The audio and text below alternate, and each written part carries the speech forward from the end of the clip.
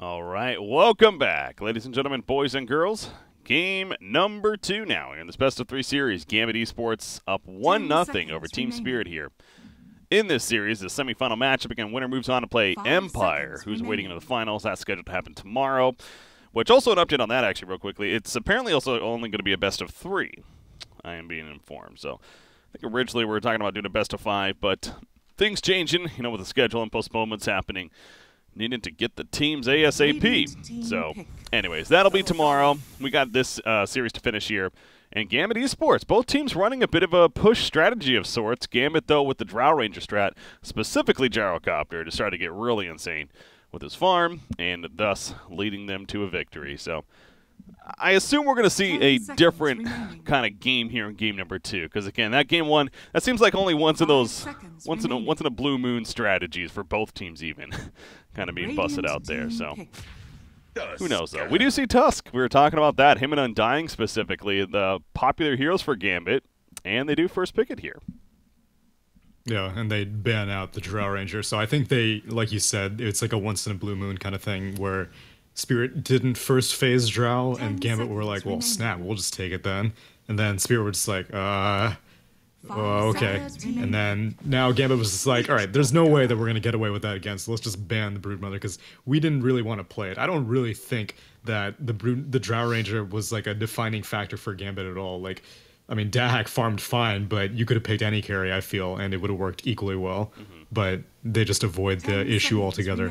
Go for the Tusk. Don't yet follow it up with an Undying, but I still would not be surprised. Well, actually, now with the Witch Doctor, I may be a little bit surprised if it comes out, because they'll still need a offlaner and a mid. So, yeah, they go for the Tusk, and it'll almost certainly be a somewhat dual mid, but also roaming Tusk. That is a very safe assumption. We are flying through the bans now, though. How about that, though? That's a second pick Chaos Knight coming out from Team Spirit, actually. It's a very, very early position 1, especially, or unless they're trying to throw them off here. I've heard of this support Chaos Knight, position 4, perhaps. Just saying, but...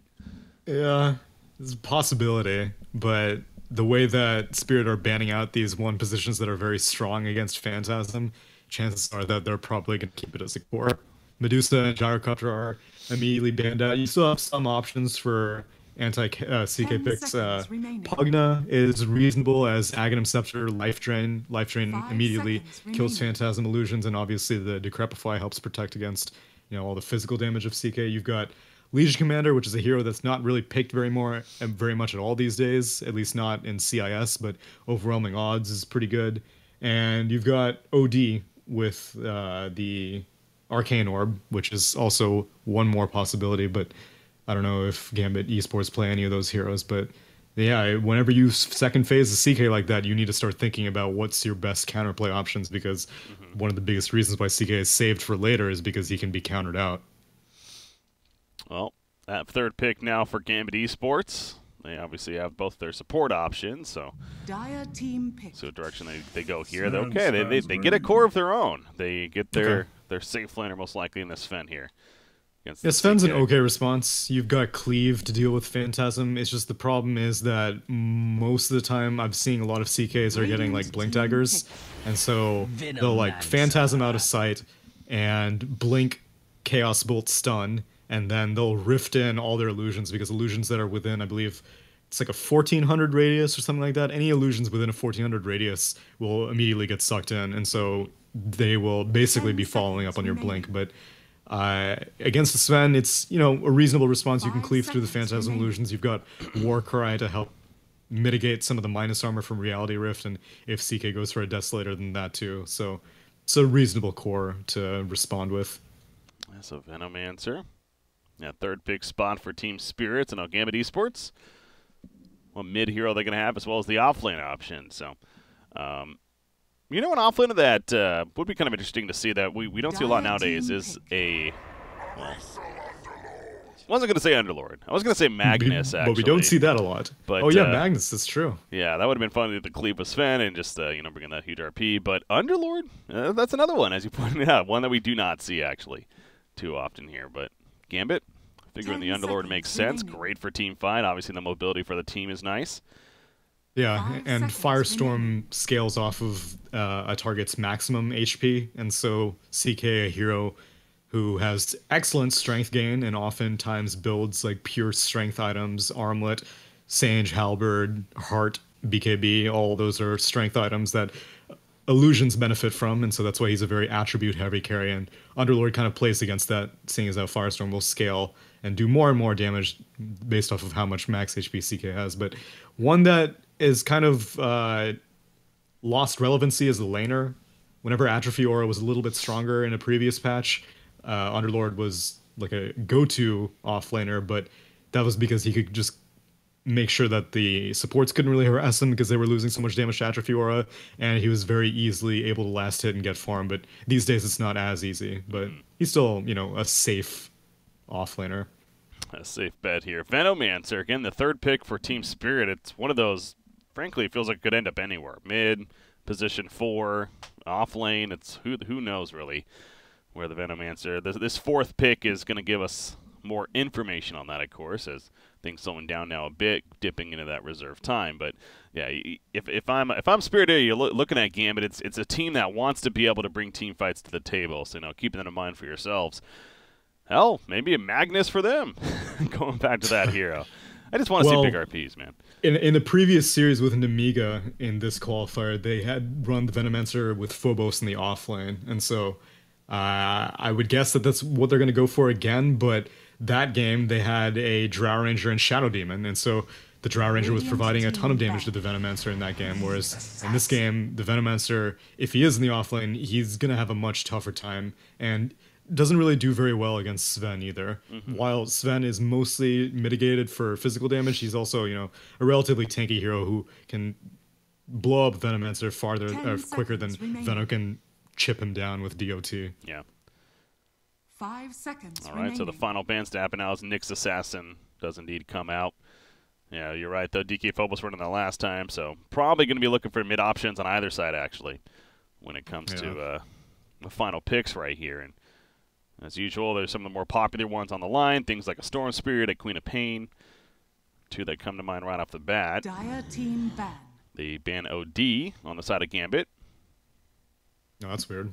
I was suggesting OD as a potential hero to deal with the CK, but doesn't look like they're interested in it. Not so much. So another mid option to help deal with CK, you're thinking? One that brings cleave. Maybe like the Queen of Pain. 10 seconds remaining. Yeah, I'd be okay with that. 5 seconds So if remaining. you're Spirit here, that could be a thought of a ban. Lena's another one that would come to mind as, you know, potential at least to help deal with a said hero. Dire But team there's a fair amount of lockdown. pick. Invoker.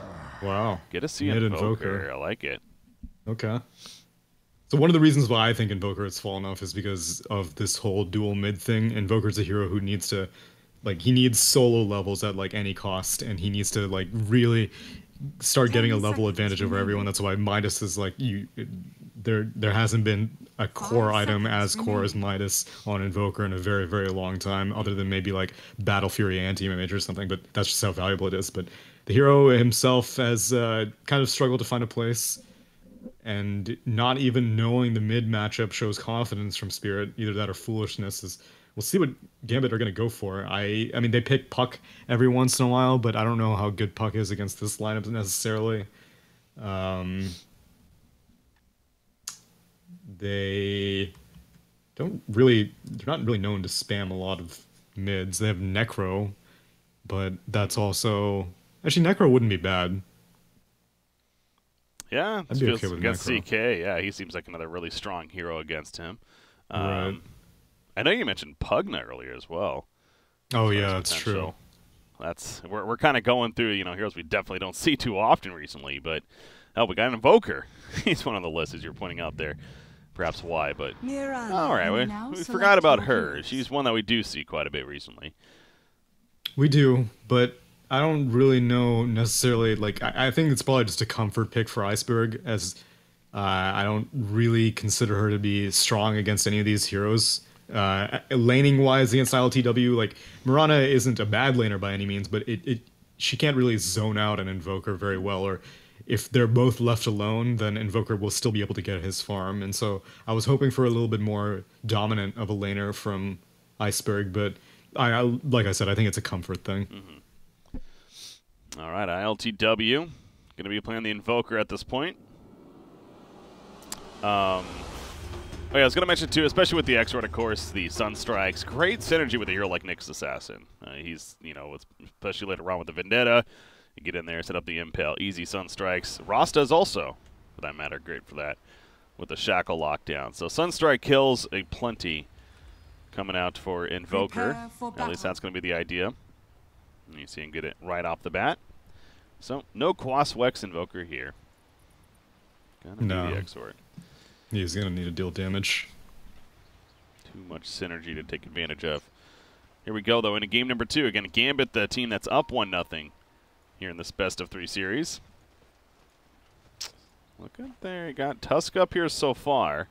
And Sven is lining up like he's going to be going top lane, actually. There, at least he's up here early on. So... what, aggressive try, Tusk, Witch Doctor, Sven? I mean, it's a great lane. But... yeah, okay. I guess this is fine. It's just the problem is that means that Tusk won't really be able to do as much roaming as I was expecting from him. And seeing as how you're going against an Invoker mid, I thought that Tusk roaming, especially when you have a Mirana on your team who can take advantage of the Ice Shard repositioning like crazy, I thought that, you know, that would be a wiser choice. But now it looks like they're more interested in shutting down the CK, which Team Spirit are not expecting this lane at all, so we'll see if they start swapping things up. But for right now, it's going to be strong, but we'll have to see how Invoker takes advantage of the lack of focus placed on him. Yeah. Also noticed early on, Witch Doctor came down here first to the bottom area, and both teams placing a ward at a very, very similar spot. It was placed first by Team Spirit, but I don't know if it was actually would have been seen. No, they always place him from fog, so Witch Doctor would have been, like, over there. Yeah, he would have been a little more hidden. So, going to be fine. Should be able to stay up. But yeah, this aggressive trial lane coming out for Gambit. Right now matched up against the 2 that is Rasta Chaos Knight. But yeah, if you're the Dire team, this definitely has to throw you off a bit. All of a sudden seeing Sven up here. And wondering, okay, what do we do now? Should they be looking to make the quick adjustment? I mean, you do have those TPs early on, but you got to figure Gambit would just respond, though, themselves. Yeah, it's possible that they may be waiting for Phobos to get, like, level 2, because then, if he gets level 2, then he can kind of just alternate between the jungle and the lane, so he can have wards, you know, farm up the jungle, and then come back to this aggressive tri-lane if things are, you know, moving towards his tower. But I don't think that Illidan should stay here. And if Illidan's staying up here, then I don't think FNG should also stay up here. As now they block out Biver with shards. He's taking quite a bit of damage. He's going to give up first blood. Oh, nice it didn't bounce back. Yeah, the cask only level 1, of course, so not going back. And thus, Nyx Assassin will be fine. Very close, though.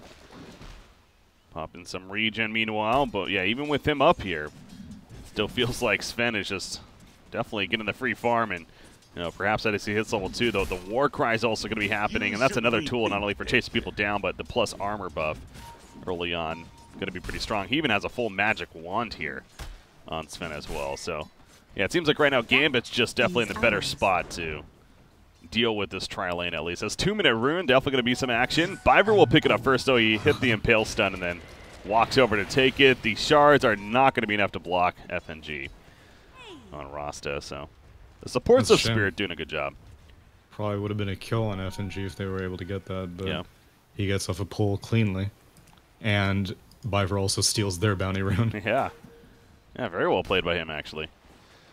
Making the best of the situation up here at the top lane. All right, so the other lanes, though. Invoker, 10-1 versus a 9-2 Mirana. So, Invoker is actually managing very well early on. Yeah, in a 1v1 situation, Invoker, I mean, he's super happy with this, which is maybe part of the reason why FNG and Biver have gone up there, because they're like, well, I mean, if you're not going to go for an Invoker, then, I mean, I guess I'll spend time up here. I don't really care, because he's the hero that needs the most protection. CK, he's a pretty tanky hero. Yeah, sure, Tusk Snowball and Sven Initiation and a Maledict on top of that, that'll probably kill a CK, but that is a heavy, you know, a lot of resources will have to be spent to pull that off. And as long as those resources aren't being spent on Invoker, I think Spirit are happy with this. Nyx Assassin setting up middle lane. Remember, level 2 Sunstrike is ready to go from ILTW. But Iceberg's now back to full life. He did pop a salve there and gets that regen. Now they're still going to go for the play. Can they make it happen? Maybe some gold snaps. There you go. Summons the Elemental. She's out of leaps. Sunstrike She's out of hits. mana, rather. It's not going to be enough damage, though. Yeah, she has a Fairy Fire also. She is pretty tanky early on. The double Wraith Band and the Ring of Protection. So good attempt, but she's fine. But yeah, it goes back to, again, Invoker. He's overall even not getting a kill right there. He's doing great. 18-4 now in the CS. How's that bottom lane looking? Venomancer, a slight advantage. 14-1, 11-8 Underlord down there. So no kills just yet across the board. Yeah, but Underlord actually has a level advantage. He keeps going for these bounty runes. Oh, he's wow, about to hit level 5. About a half a level higher than the Venomancer. See here using that Firestorm. Yeah, he has an Arcane rune. He went for the rune as well, so Cheshire Cat's doing fine. It's not him that I'm concerned about. Again, it's I don't know if it's a good idea for them to leave this Invoker alone for so long. It's now 4 minutes in, and oh, well, FNG might pop his head out a little too much. Well, he shackles and realizes that's a bad spot to be in. The Reality Rift pulling on the backlines on a Witch Doctors. FNG may end up going down as the Maledict on it, but the Sunstrike even coming out. Going to miss. However, the Impel secured the kill on a Witch Doctor, so they do take out Rasta. Big Num's on the run now. Chaos Bolt. There's the Chaos Bolt. Reality Rift, 1 more second. Going to pull him in. Couple of auto attacks. Although Tusk with that sigil, man. The sigil. That slow's real. He's trying to juke. He jukes it. Nice. He jukes the Impel. The Shard's also pushing him out. And Big Num will actually escape. That was a very solid Tusk play. Pretty sure he was meaning to cliff himself, but so the intention to juke to the right to dodge the Impel was good, but I'm pretty sure the Shards, he was trying to push himself down the cliff. It ended up just shoving him barely out. So either way, it works out, and yeah, well played by Big Num. Any Sunstrike? Now Shackles. No. Yeah, I see the Shackles coming out. The Stormhammer will stop at the Cask now, stopping further, although the Reality Rift still happens. Warcry, man. That and the Cask still bouncing on the supports. Helps him escape, actually. But yeah, it goes back to the Warcry, even level 1. It's, what are you looking at? Plus 5 armor. 5 armor. It's a lot. Yeah, Rift is dropping at -3, so you're still net positive. Invoker did not have the Sunstrike ready, I'm guessing, at that point. Might have still just been coming off cooldown as well. Right. So, has it up now, though. Iceberg, don't think they're killing him. We saw what happened earlier. Middle tower is under attack. Need perhaps one more to do so. In fact, Invoker, ooh, they scan this, though. Well played. They scan the Tusk coming over. And he has a point in Wex now, so if things get really bad, he can just invoke Ghostwalk and get out, because there are no dusts on the side of Gambit, and there are no sentry wards either. And so, like, this is another thing that you have to go for Invoker early on, because Invoker don't really like having to take, so you'll get either a point in Wex if you want to go for Alacrity plays, which hasn't really been happening ever since Alacrity got nerfed, and you'll have to get Quast for the regen. And so, more often than not, anytime pre-level 5, Invoker's very vulnerable because he won't have access to Ghostwalk. It hasn't, as you mentioned, with that 1 point in it. Would be very slow, but at least able to go invis. Top lane. Okay, so Cheshire Cat's up here now, so rotation's happening. Underlord finding himself at the top lane. Sven's going to go bottom. Seems like the Radiant side just content now on making sure to secure that farm on a Sven. Obviously, it hasn't been going as well, but back to the top lane, actually. Snowball in.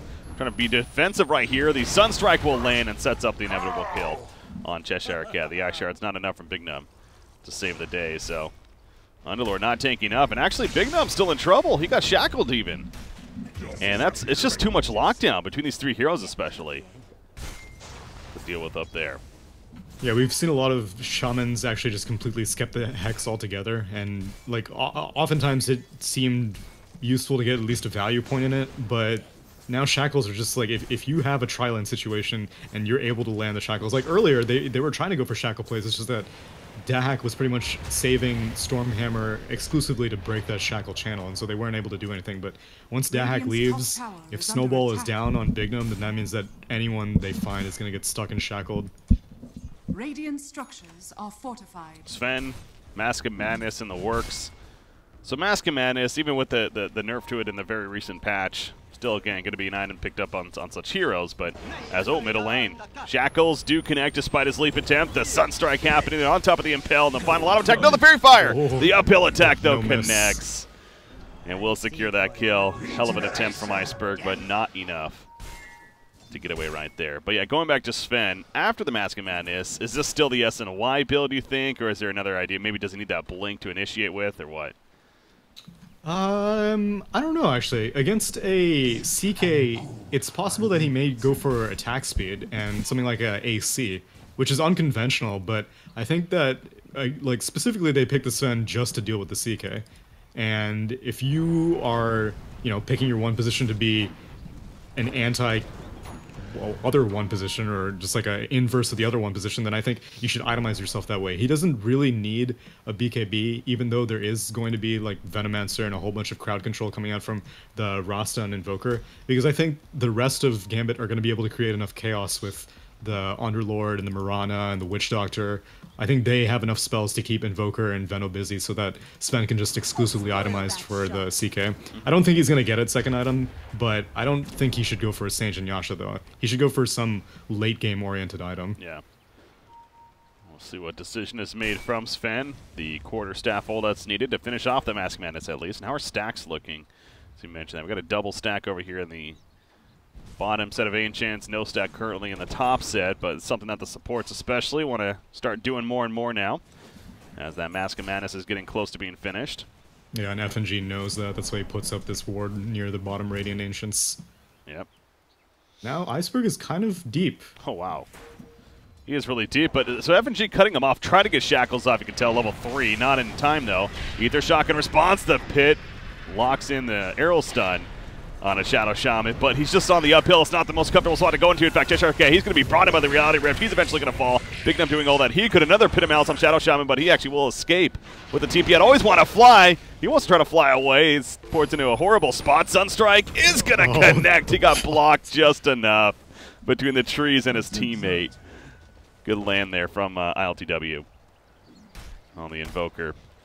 Yeah, unfortunately, it was two melee heroes coming in. It was a Tusk and an Underlord, and so even though a pit into an arrow into another pit, which is going to be a disgusting combo moving forward, unfortunately Mirana was already too low and didn't really want to have to move back and stay on the enemy high ground, so she had to walk all the way down into the river and then come back to the mid lane, and by that time Shadow Shaman was able to back off enough, and Cheshire Cat and Tusk were sticking around because they thought they could get the kill, but it was a little bit optimistic. No Dark Rift just yet for Underlord, so obviously unable to try to make a play with it right there. As bottom lane, Witch Doctor, he's the one that's pushing it out actually. I'm guessing Sven's over here doing Ancients, yeah. Ooh, they missed another stack there. It just was not far enough. Tisk. Yeah, try to Still go pops the 11 God minutes. strength anyway. I respect it. He's just like, I might as well get the farm out of this, so... It's him and Chaos Knight at top though. You see CK, he's 1-0-3 on top of some great CS. So that armlet is just about finished. And CK definitely hero, especially with that armlet. We've already seen the damage that he can do currently. Now with that finish shortly, Spirit's going to be looking to fight. It feels like sooner than later. Yeah, but it looks like Gambit want to fight also, as Dahak's item of choice looking to be a Blink Dagger, which.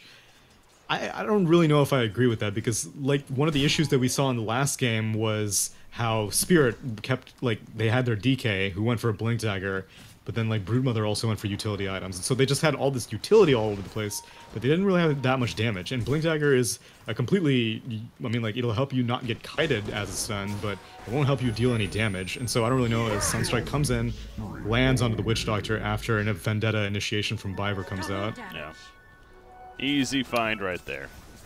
Yeah, so I don't really know if Blink Dagger is the most optimal choice, but if Gambit are able to take advantage of it, like, that would be great if they can find a lot of vision in the enemy jungle, but the problem is you're dealing with a Nyx assassin, so more often than not, I think Spirit are going to be ones ganking Gambit than Gambit being the ones ganking Spirit. Whoa, interesting. Okay, yeah, so I was looking at Mirana here being like, okay, well, at least what is she going for to help with that? But she has a Mask of Madness queued up. I mean, I get no that. one cares about the nerf. Yeah, it's... Apparently. Well, that's funny, because, yeah, Mirana's definitely not a hero you usually see it on. and then Yeah. after a nerf especially. So that I guess really, they have a lot of confidence in Warcry, but like Mirana's a hero that usually jumps into the fight. Maybe that's the plan. Like she's leaping in, and then Sven blinks in, and then they Warcry with their Masks of Madness and just go ham. Yeah. Bignum runs wow. on the roster wards, but Words used. Rasta, I don't know if he's going to be getting out of this. At least try to go for the turn kill, then yes, it will be the Reality Rift that ends up securing it. So a 1-for-1, and don't want to fight into those Rasta wards, so the Radiant team will fall back. Mirana popping the Moonlight Shadows even during that fight. And going to try to protect the Tier 2 top lane as much as they can. Cheshire Cat, though, makes his way to the bottom lane as... Oh, wow. They just died Witch Doctor. Okay. Yeah, he pushed out a little bit too far right there, and that Reality Rift, pretty good range. Radiant's middle tower is On the under ability. attack. Maxed out first. Now they will begin to push. Phobos has maxed out Plague Wards. He has a Veil completed. Radiant's top tower is under And attack. right now, Gambit are still waiting for a few items. Dahak is about 600 gold away from completing his Blink Dagger, but again, like as soon as they complete that Blink Dagger, they need to go because it's not a great item on Sven if you're not gonna get kills because it's not gonna help you farm faster, at least not really, and it's not giving you more damage. Okay, she's not going the Mask of Madness in the end. She is going to be going the Maelstrom. Okay, Instead. fine. Dire's bottom tower is So under still attack. plenty of attack speed, but not as much of the downside, of course. Radiant That Mask of are Madness would scanning. bring. Radiant scans this incoming gank here. Dahak wants to finish off the Ancients. At least gets most of them. The one Ancient Black Dragon's left, but Radiant's I see top Big tower Gnome. is under attack. They're just Oh, gonna boy. go for it. Oh, that's what snowball timing. I don't know if that had to be No, coincidence. it it felt was. like. He was just going for it because Mirana was TPing in, and then all of wow. a sudden, in comes the Nyx Assassin. You make a fine That's crate. yeah. That's one of those you're like you say you meant to do it, but I'm pretty sure that was coincidence. Underlord, he has to It's go to Defiance Cheshire now. Cat bot lane. He's out. They can't do anything now. Not even worth chasing.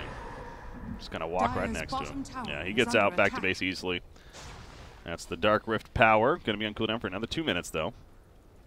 But yeah, he builds the Hood of Defiance himself and gonna be perhaps try to go in that pipe ASAP. Against the side of Spirit. You are dealing with a Venomancer on the other side, but they have one of those interesting makeups. Venomancer, oh, actually, Sven, big Serpent catch. wards. That is a huge catch right there for Spirit. That's the one hero you really want to lock down, of course. Yeah, that early Observer ward that now just went down that was scouting out the Radiant Ancients has been keeping eyes on Sven's farming patterns and saw that he was going in, and during this nighttime period, definitely seizing the opportunity, and FNG with a great idea to go for the Dire's Serpent top wards. tower is under attack.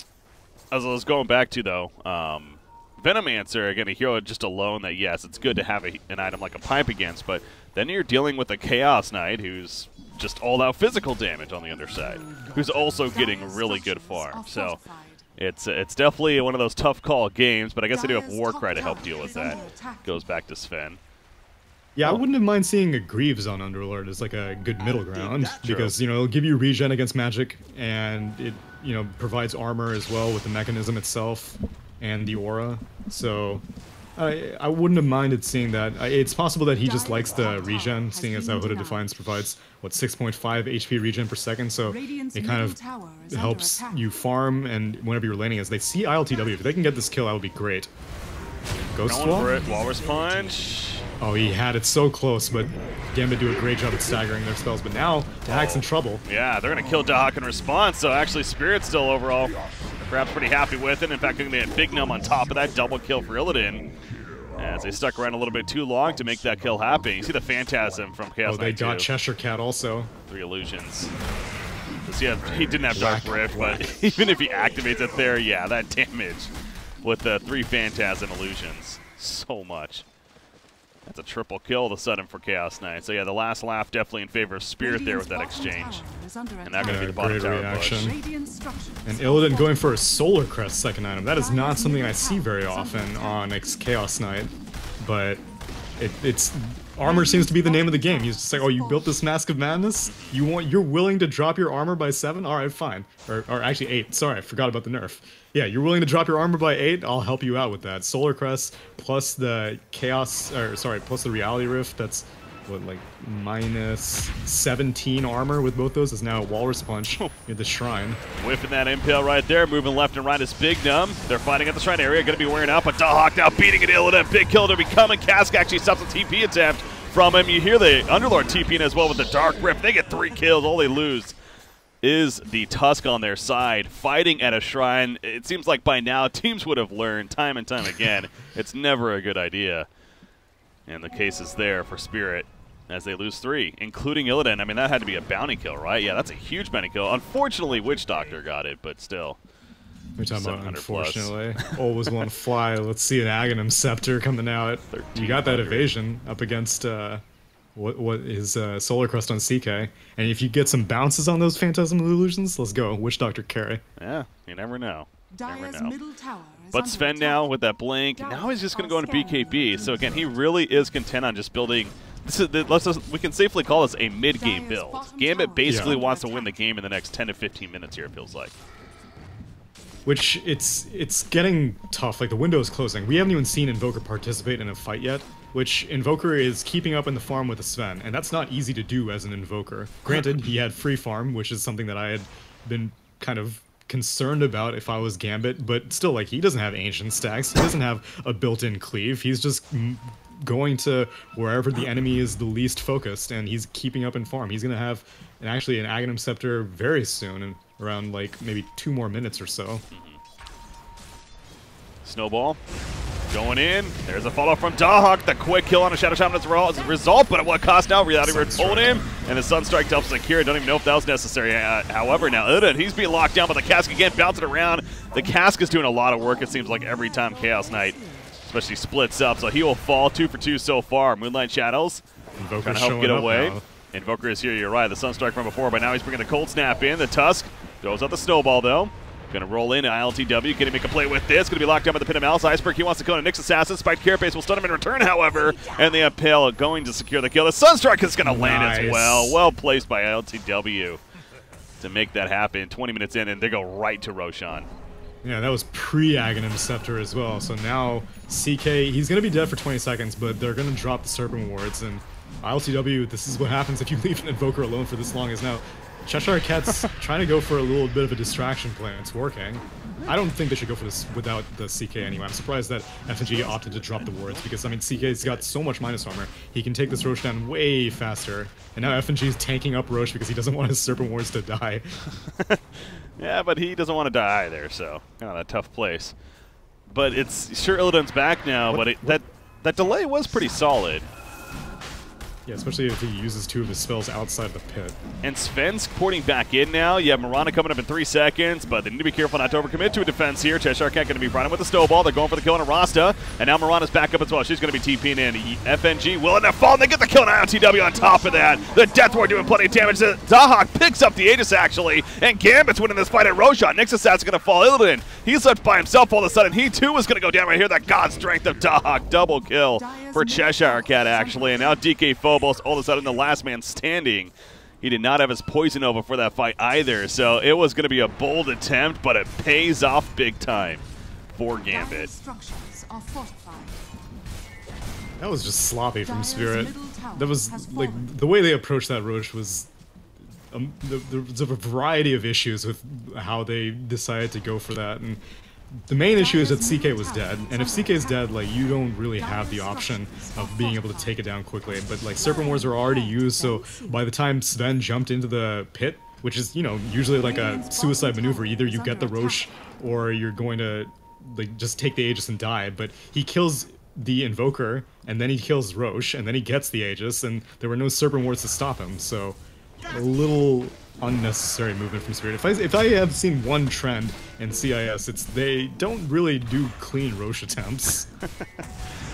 Hey, it makes for some entertaining games, that's for sure. There is plenty of that in these series as a result. Another case right here, and again, Gambit's up 1-0. Feeling good after that fight. The net worth basically going back to even. Oh, they know Biber's here. The Sentry's put down Big Nim. What spider senses, man. He literally put it down right on top, and Rasha throws down the wards, trying to save the day, at least get a turn kill. Sunstrike may secure. No, spreads the damage with Sven being nearby. Kill the wards, kill the wards, kill the wards. He lives the pipe. Out comes a Dark Rift as well. Makes sure to get the hell out of there. He walks back in. He will go down. The Poland actually as well on a Witch Doctor will get him out of the Dark Rift and secure the kill too, but the rest get out. The important targets, you could say, for Gambit. And now mid lane, they're trying to close in on Iceberg here, but FNG doesn't have a Blink Dagger or anything. He just has Tranquil Boots and a Windlace. Yeah, not much you can do there. How about Invoker, by the way? More action picking up. It's been hard to really focus on his build, but drums. He chose to go the drums instead of the rushing into the Ags ASAP. Goes to... This item's popular, man. Yeah. I am a little bit surprised that he goes for that, especially seeing as how he was basically free farming more often than not. Well, actually, I don't know if he completed it first. He did. He may have just now completed the charm. No, he 100% completed it first. I saw it before. I just didn't mention it. Yeah. Then why wasn't he using the charges? It's still got 4 charges on it. Yeah. I think it was. I think he might have got it like right before the whole Roshan sequence happened, or right before that big fight middle lane, which set them into Roshan, and he used a couple there. But maybe. But yeah, the thing is... Yeah, it's a popular item, and it's never really been bad on Invoker. It's it's a good, like, tide you over item, because if you go straight for the Aghanim Scepter, then you've got, like, you know, this point booster that isn't really doing that much for you in terms of farm speed, but the drum helps your right-click out, and ILTW has just been going from camp to camp with alacrity, so it's working out. To be fair, you mentioned why hasn't been using them. I will say he hasn't been in the actual fights a lot. He's just been throwing out the Sunstrikes from a distance. That's true. So activating the charges obviously is not going to really do anything if not his teammates. Yeah. So we haven't really seen a lot of Invoker spells in the fights outside of Sunstrikes and maybe Cold Snaps. Right, but now that Aghanim Scepter, like, this is that fight near the Roche Pit that they won on Team Spirit was pre-Aghanim Scepter, and so now we'll see if ILTW, I mean, like, they're letting 2 tiers go, pretty much, and they don't push very fast in comparison, unless if you're willing to drop Rasta wards. Well, BKB though on Sven, and there's that AC you were mentioning earlier. He inevitably is going to go it. It feels like it's just too good of an item to pass up. They're going to get tier 2, Dark Rift out.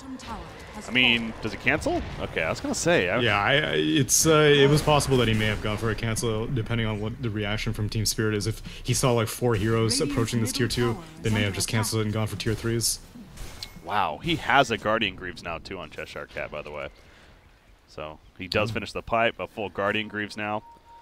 Just get a Crimson Guard next, man. Just get it all. I love Aura focused Underlord. Unfortunately, Vlad's just never picked up as an item anymore, but Vlad's is also great on him. Especially when you have like a Sven on your team. Ooh, what about something like the new Aether Lens? Not Aether, wow. Aeon Disc. Oh, Aeon Disc. Would be kind of interesting. He doesn't really have any, like, more often than not I'll find Aeon Disc being picked up on Aura heroes who have like offensive auras like Shiva's Guard or Radiance or stuff like that. That's when I find Aeon Disc to be more useful on heroes, but right now he's got like so much survivability, he wants to be focused. He wants you to be like, alright, well we're getting him kind of low. He doesn't want to get that Aeon Disc and then both all spirits like, oh, let's back off. Yeah. That's fair. Still trying to sell that idea. What about like Meteor Hammer? Meteor Hammer, that's the idea that you should be selling, right? That's, I mean, like, okay, so, I mean, the root is 1.8 seconds, now it's a 2.5 second channel on Meteor Hammer. You could, I mean, he could be pushing right now. Once he gets 25, he gets that Firestorm building damage. It's a lot of push. Well, I mean, I think the idea that is Underlord really going to be looking to hit people. I mean, with the Atrophy Aura, he can hit pretty hard, actually, so maybe you don't want to be sitting there channeling some big ability in the middle of a... I don't know, though. Pit of Malice. Just trying to... basically the same AoE. Yeah. It's, again, I understand these are stretches, guys, but it'd be fun to see that item. Anyways, they take out top tier 2. Middle tier 2 is also now in trouble, but Underlord, can he stop the TP? He can. Well played there by Nyx. And he gets out? Yeah. He gets out. Well, for now, he's still running. They know he's here, the Stormhammer. Oh. Your PC arrow just misses. That could have done it. The eye shard's all. The chase is real, man. The great escape. Vendetta in 12 seconds. I don't think he's getting out of this one, actually. Yeah, It doesn't. He lands a nice impale, but there's the cask, and that should do it. Oh, maybe not. Force staff, Maledict will kill him. Yeah, he's gonna have Maledict. What a shame. Space created though. Denied the bottom tower though. Led them into that at least. Yeah, and as suspected, Cheshire Cat is going to be going for Crimson Guard, so he's just fully kitted out to all the defensive auras possible, pretty much. I like it. I like it a lot. Tusk does have a gem, by the way, too. Great against the Nyx, of course, and just vision in general. Speaking of that, let's take a look at the vision. Pretty aggressive ward. It's more of a, like, not a Tinker ward necessarily, but an aggressive lane ward up here for the Radiant side. On the Dire team, they really have one in the jungle, but that's about to wear off, actually. So it's going to be a pretty dark map right now. Frankly, for both sides, actually. This time, as it does at nighttime. Might give Gambit an advantage as they proceed into a Moonlight Shadow. If they could find Illidan, that would be great, but Illidan's playing it very, very safely, which is great. Yeah, he has that Heaven's Halberd now. Now here, Underlord, where's he going? Middle? Starcraft middle lane. So he will not have that defensively, and they saw him TP in there. Dire's middle tower is under That could be crucial as a fight could break out here soon. If they even want to challenge this, Invoker is pushing out bot, so it doesn't look like Spirit care. And you got Venomancer pushing out top. Meanwhile, he was trying to finish that Mjolnir in full. Yeah, Biber, he knows that the gem's on Tusk now, so you need to start caring. Gambit is proceeding to push up to your tier 3. There's a point. Oh, Biber kind of goes in almost like a distraction. Again, he knew is just going to want them to do that. The big burst on Marauder, though. The Chaos Knight Reality Grid pull in. Gets the easy kill. That army, man, just doing so much damage again. The meteor throwing down. Somewhat desperate. Hoping to hit somebody, but well, they get out. Although, do they get out? Underlord, he is going to be caught, actually. Again, it kind of goes back to no Dark Rift. And unable to escape. So they get two. Yeah. No Dark Rift definitely seemed like an issue because as soon as the Nyx Assassin initiation kind of failed, then Gambit immediately were like, this is a lost cause, let's not fight this. And yeah, normally you would be able to Dark Rift in a situation like that, but yeah, well played by Biver to draw so much aggro and basically give Gambit nothing as Mirana and Underlord both go down. And Team Spirit could push this. I mean, they should just like park the Courier over Roche or something, because it could spawn potentially in a minute, or it could have already been spawned. They may have checked it, but at least after this tower, they should keep an eye on the pit. Yeah, definitely in hindsight, thinking about what Gambit just did right there, it was a really ambitious play on their part to try to even push tier 3 or, you know, get tier 2 and fall back. I say that because we mentioned the Crimson Guard trying to be finished soon on Underlord, let alone not even having the Dark Rift. You have BKB being worked on by Mirana trying to finish that. Sven did not have his AC finished. He's actually getting close, but again, didn't have that finished. They seem like pretty big items that you want, let alone abilities, going into an inevitable fight that you're going to take there. So yeah, I think they were expecting all of Spirit to be planted up on their tier 3 high ground, but FNG was wrapping around from the Dire jungle. ILTW was coming from the bot lane, and Illidan was the only one on the high ground. And so Gambit was definitely caught by surprise. They did not want to take that fight. It was just kind of a bluff. Interesting here. They're baiting Phobos mid here. Yeah, they check Roshan, by the way, but he's not up for another 30 seconds at this point. So Gambit unable to do that. Sunstrike will scout it too, but again, no Roshan just yet. Keeping on either side of the middle lane here from one another, as Bingham really is wrapping around, hoping to catch somebody, but not going to be the case. Just going to get some aggressive vision. But again, Roshan's up very shortly, in 10 seconds. What is this? Underlord? I don't know if they're going to go on this. Looks like they are. He's not the easiest target. Rasta wards are down. The meatball, everything being used. Glimmer Cape trying to help save the day. It's not going to be enough, though. The Maledict finishing able to take him down. Well, that was his teammate. What am I saying? Anyways, Witch Doctor goes down, too. Threw out the Maledict, hoping to land on an enemy. But, yeah, they'll lose 2, and now here's Roshan. FNG's usage of Serpent Wars is like unlike any shaman I've seen. FNG is like willing to drop it in the most random of situations. All other shamans are like, they hold on to it for dear life. Like they will only drop it if it's in a team fight, if like they're about to die or if they've got the one position. But FNG is like, screw it. We see one hero here. Let's just put down the Serpent Wards. That means that the rest of Gambit will not want to fight on us, even if they do have some kind of positioning on us. So FNG is very willing to drop it, and it's working out. Yeah. It does kind of theoretically slow down whatever push they have, as now they're gearing up towards the high ground, and they're not going to have Serpent Wars for another minute. But you know, maybe you wouldn't have even thought about it if you didn't win that team fight. BKB is just finished on Mirana. No buyback, though, because of that. Sven doesn't either. He does have his BKB. That's a huge Phantasm army. Gets 4 illusions. And now plenty of tower damage as a result. Of course, Chaos Knight himself. No, they actually give it to Invoker. They give the Aegis to Invoker. CK does not have it. So, who got the cheese? Venomancer? Yeah. Venom's the one That's actually weird that they don't give either of them to Illidan. I mean, like, so much HP, a cheese or an Aegis, like, you get, what, 6.8k HP out of 2 lives, and he's got that evasion from Heaven's Halberd and the evasion from Solar Crest.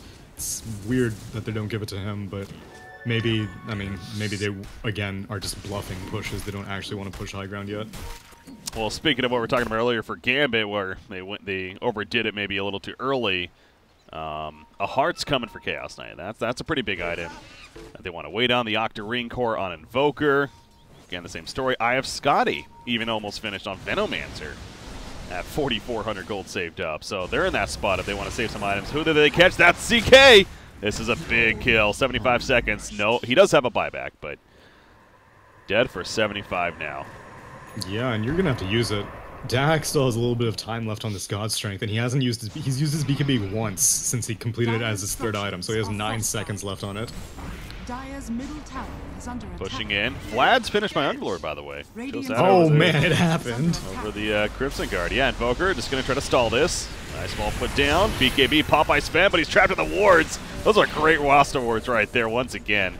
Going to force a retreat. Cheshire Cat again, no Dark Rift. He used it offensively, so cannot get out. They're not buying back Chaos Knight.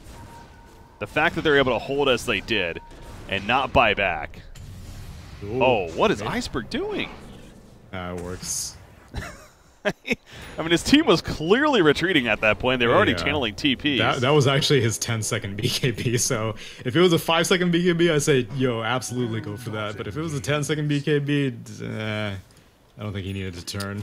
But yeah, that's a fantastic hold. Not having to buy CK is huge. I thought for sure they were going to have to, but that ward trap by FNG, again, like he sees like a split-second opportunity, just like, yeah, screw it, I'm playing down the wards, I don't care. And it, not only was it perfectly timed with the Invoker's Cyclone, but the creep wave spawned immediately after. And so even once Sven carved out a small path, all the Dire creeps were like, oh, sweet, there's a Sven here, let's aggro on him. You look at the levels, started adding up. We really haven't looked too much into that, frankly, as far as talent trees go. But yeah, Venomancer at this rate is going to be the first one at level 25, and I'm guessing those Plague Wards going to be leveled up as a result, and they're that much more annoying to push into. Oh, Moonlight Shadows with that smoke up. We're going to see it be taken off soon, perhaps.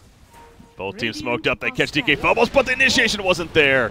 They missed their chance, and now they're kind of rushing into it. The Pit of Malice will eventually lock him down, but 2 different fights going on as Dogs drop in the Sunstrike hits, and the Phantasm army of Chaos Knight does the job to finish him off. He's dead for 70 seconds. Well, it does have a buyback. The Ice Wall going to keep Big Numb as well as Cheshire Cat in place. The Dark Rift, not in time. Yes, it is, but no. Tusk does die at the fountain despite that. At least they save his gem. He dies in the fountain, so the gem goes with him. There's but yeah, those are 2 heroes down. Sven has buyback, but he won't have God Strength for 1 minute, even if he does buyback, so it's not even really worth it. And see ya, melee racks, as well as the ranged rack. So, man, missing that initiation on Phobos there. Could have been a quick kill, perhaps, but then that just really scattered the fight after it. And Spirit took advantage. Yeah, I don't really know. Like, I was hovering over whatever detection or true sight the Dire team had, and they didn't really have anything. Phobos just either sensed it or he had fantastic reactions, because him being able to pike in the perfect direction also, it wasn't like just like a panic pike. It was a pike that was very well positioned and came back to the rest of his team so that, like you said, they could scatter Gambit. And Sven does buy back, and it's enough to drive Spirit back, but they got, I mean, a 3rd Rax was optimistic to begin with. They got 2 Raxes, and that's all they really expected. So, the buyback. Already losing 2 Rax, though, as mentioned. And now you can start to feel pretty comfortable for one team actually having a lead. That's going to be pretty hard to not pull out the victory from. 19K net worth. Yeah, and all 3 top farmers in the game are on the side of Spirit as well. So, including Veno. Veno's been kind of the quiet superstar for Spirit, I feel like, with this farm especially. He has just really been out there. He's 5-1 and 12 in this game on top of that. And he's going to get a very late game Solar Crest, but Why not? As Invoker catches Marana middle, using everything at him, but BKB will stop that damage. Down here, though, a fight breaking out. Tusk pops a snowball, gonna save his teammates, going for the turn kill on the CK. No Phantasm Army, he's already used it. In the fight, Sven beating him down. The Army is trying to assist. CK still kiting away. Armlet toggles that hard kicking in too, and they're gonna get the kill on a Witch Doctor. And CK is actually gonna manage to survive as they got the support eventually. LTW goes for the Hail Mary Tornado. It will whiff though on Marana. CK lived. That could have gone a lot worse. Spirit didn't have any true sight because it was just cores down there in the fight, and so they were kind of just whiffing spells, trying to look for whatever they can, scattered. But, I mean, a 19k net worth advantage, you see the effects. Even though they didn't even have all 5 of their heroes, they still come out and save their carry. Radiant structures Top are lane. fortified. Tier 3 tower being pressured. Again, this is the difference between Mega Creeps and not, so the Tier 3 easily goes down. Venomancer leading the way with those wards. That's Rasta. His own ward's already put down. Uh-oh, the Force Staff aggressively catches Marana. She's going to be able to leap away the double leap. She'll survive, it looks like, but again, playing very defensive. Dahak also popped the BKB and really couldn't do much with it on top of that. You see Invoker, his level 25, gets the AoE Deafening Blast coming out. The Sunstrike, not enough lockdown on Cheshire Cat, though, but you know what? They're probably still going to get the victory as the Mega Creeps spawning soon here. Invoker, Sven's like, screw it, we got to try something. Goes in, but Invoker with a quick Ghost Walk gets away. There's the Mega Creeps officially. And now if you're Team Spirit, you can just full-on retreat. LTW is actually going to die to the Death Ward, it looks like. Yeah, he will eventually tick down. And he doesn't have a buyback, but again, it might not matter here. As they now have Mega Creeps to deal with.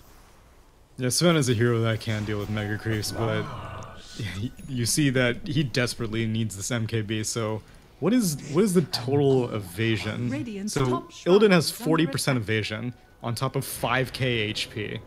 So even if Sven does manage to connect, like the statistical possibility of him being able to burn down a CK and all of his illusions is just, it's basically unfeasible for him. And so he is not the anti-1 position that I was predicting or hoping that he would be. And, you know, I don't really think that's necessarily a fault of him going for the Blink Dagger or the Mask of Madness, but this was Gambit's plan. They were like, we're going to win in the mid game, and they didn't. And now they're kind of hitting their heads against the wall at this late game stage, but this was bound to happen, given the way that they built. Well, Spirit now. Arcane Rune. 100-second cooldown. Hell yeah. And he'll just casually get the 4th Phantasm Illusion, too, so. Yeah. No big deal. Rasta. Initiation, FNG. Oh, Ward Traps one, Shackles the other. He does and play kills a mean both Rasta. of them. I like it. That was very well played. Yeah, it definitely feels like we're in that overtime phase. I mean, Invoker's up in 5 seconds, and this is just going to be a final push of sorts of Team Spirit. They technically don't even really need to force this, but you know, why not just try to get into that game 3 ASAP if you're them. Gambit, it's hanging on to desperate hope here at this time. Sven down to a 5-second BKB. Yeah, that's tier 4 dead. There goes the Alacrity buff. Ice Wall's thrown down from Invoker. Cheshire Cat doesn't have a Dark Rift either. Gets pulled in by the Reality Rift, and he's going to die shortly after. The Cold Snap's assisting with that. Dahat's like, all right, now's the time. Let's try to make a play. AoE Deafening Blast coming out, and all of a sudden the BKB is going to be wearing off, and he has to simply run now. Buyback, man. They really are fighting to the end, aren't they? his Gambit here. They did not want this to be, but it is going to be. Team Spirit should be taken. Oh, that's a nice stun, actually. That's a cleave. And they do get Invoker as well as Chaos Dice. Okay. Here we go. Gambit, now push down middle. Let's go. Let's get FNG. No, it's not about the game anymore. It's about the mental damage. Yeah. It's gonna have some minor victories here in the end. FNG, get him. Guys around the creeps. The snowball will eventually connect though, and they will do him in. So hey, get the double damage rune. Come on, just storm down. Right here, guys. Everyone has a buyback but Rasta, but yeah. Oh, are they going to go for Roshan, actually? He is up. Okay. So all of that, the fight recap finally shows up. It was an Underlord buyback, 5 heroes die on Team Spirit. It was a 6.5k net worth shift, and even after that, Spirit are still up 18k. Yeah, Arrow will connect on Roshan. So they're going to be able to get Roshan here, and that's a refresher shard too. I don't even know who you really give that to. I guess Sven with the God Strength. Yeah, so well, double God Strength, double BKB. True. Give him the Aegis as well. Yeah. Oh, Biver! Did he steal something? He got the cheese. Nyx gets the cheese. He jets on out of there. All right. Mirana got the shard. All right.